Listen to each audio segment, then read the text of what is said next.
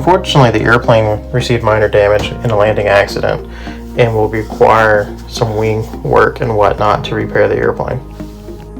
Thank you for visiting my channel. I hope you learned something. I know some videos, especially my past rebuilds, are going to be more of pictures and whatnot, or slideshow presentation of what I did.